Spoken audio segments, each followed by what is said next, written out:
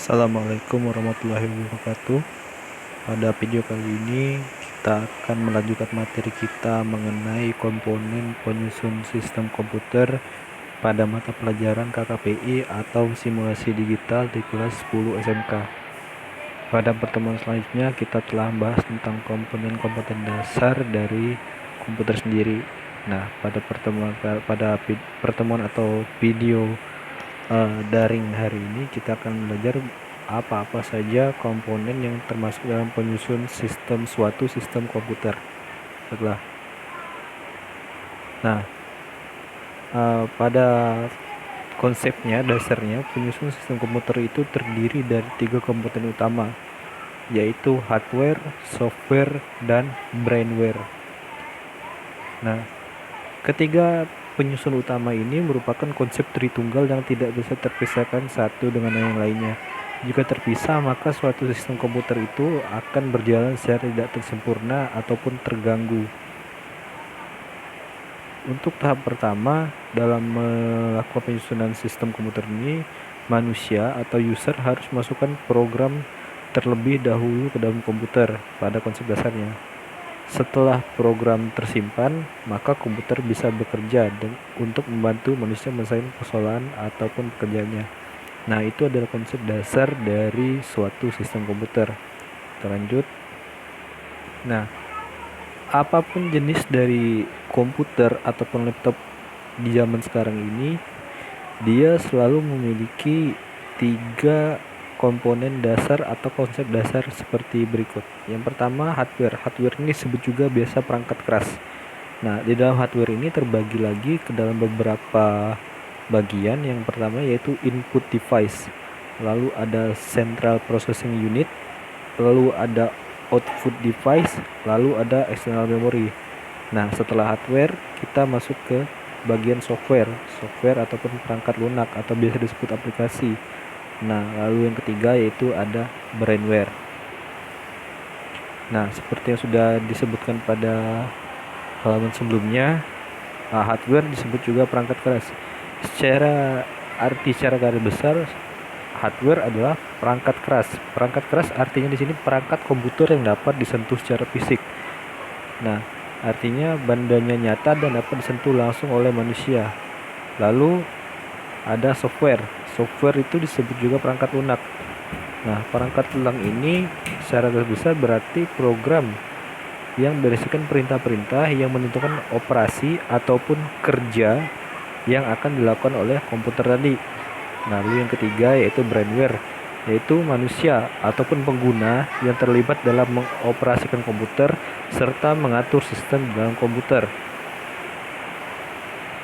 Nah, berikut ini adalah suatu diagram atau contoh grafik dari bagaimana hubungan antara software, hardware, dan brainware.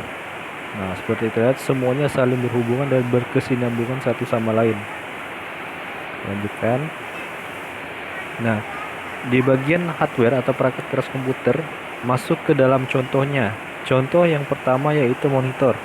Monitor itu yang biasa disebut TV-nya, yang menampilkan layar dari perintah-perintah yang kita lakukan di dalam proses penggunaan komputer. Nah, walaupun pada perkembangan sekarang monitor itu jarang sekali ditemukan, namun masih ada beberapa yang menggunakan secara terpisah, karena sekarang sudah banyak yang menggunakan laptop, artinya monitornya sudah bersatu ataupun bercantum dengan komputernya. Lalu sekarang ada yang namanya desktop atau yang biasa disebut all-in-one. Lalu ada mouse. Mouse di sini fungsinya untuk menggerakkan kursor ataupun panah yang berguna untuk memilih menu ataupun memilih perintah-perintah yang akan kita masukkan dalam suatu proses komputer. Lalu keyboard yaitu papan ketik. Nah, papan ketik atau papan kunci digunakan untuk menginput perintah-perintah yang dimasukkan ke dalam sistem komputer. Lalu ada mainboard, ini hubungannya di dalam inti komputer. Lalu ada hard disk, memori. Nah, flash disk ini dia adalah hardware atau perangkat keras yang bisa dilepaskan. Artinya bila kita gunakan bisa kita masukkan, begitu selesai kita bisa cabut, dan ini bisa disebut flash disk. Flash disk ini kenapa? Karena dia dapat digunakan secara cepat berpindah-pindah dari satu komputer ke komputer yang lain. Lalu ada Printer ini yaitu alat yang digunakan untuk mencetak atau yang biasa disebut dari soft copy file di dalam laptop atau komputer menjadi hard copy. Jadi yang bisa dipegang contohnya teks ataupun gambar. Lalu ada scanner, ini mengubah dari hard copy menjadi soft copy. Contohnya kita memiliki gambar atau foto. Nah, jika ingin kita masukkan ke dalam sistem, jadikan format gambar, kita menggunakan scanner untuk men-scan atau memindainya. Nah, nanti hasilnya akan langsung masuk ke dalam komputer. Lalu ada speaker. Speaker ini fungsinya adalah mengeluarkan suara atau bunyi yang terdapat dari program atau aplikasi saat kita gunakan, contohnya untuk mendengarkan musik ataupun video. Lalu ada mikrofon. Mikrofon itu sama seperti speaker, tapi konsepnya mikrofon itu mengambil suara dari luar untuk dimasukkan ke dalam komputer, khususnya untuk merekam. Nah, lalu ada berbagai card seperti VGA card, LAN card. LAN card ini hubungannya untuk koneksi atau jaringan. Lalu ada juga TV card. Kita lanjut.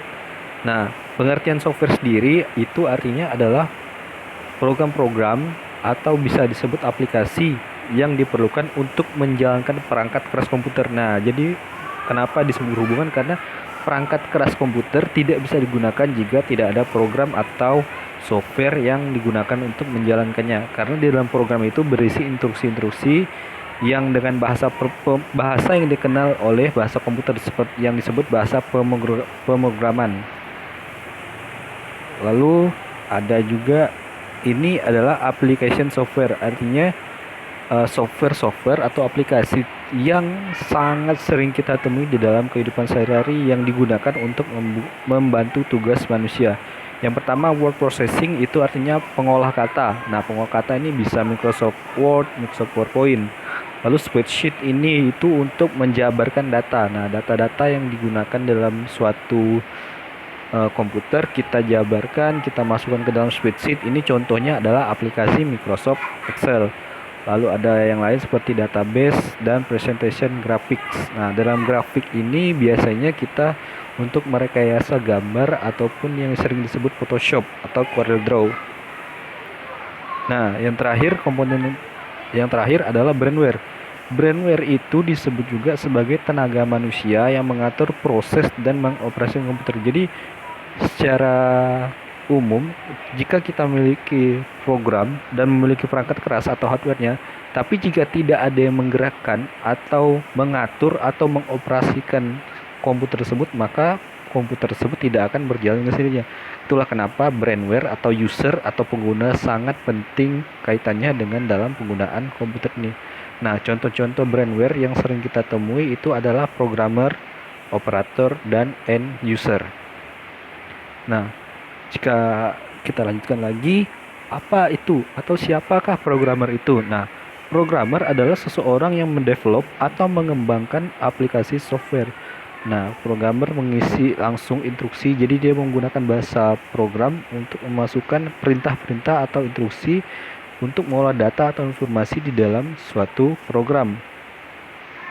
Nah, lalu end user.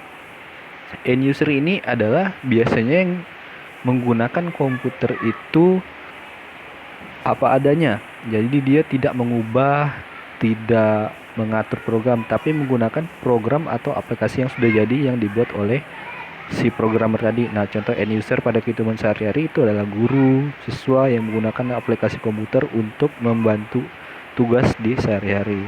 Nah, demikianlah penjabaran materi tentang konsep dasar penyusun dari sistem komputer. Nah, selanjutnya akan kita lanjutkan pada video selanjutnya. Atas perhatiannya, saya ucapkan terima kasih. Wassalamualaikum warahmatullahi wabarakatuh.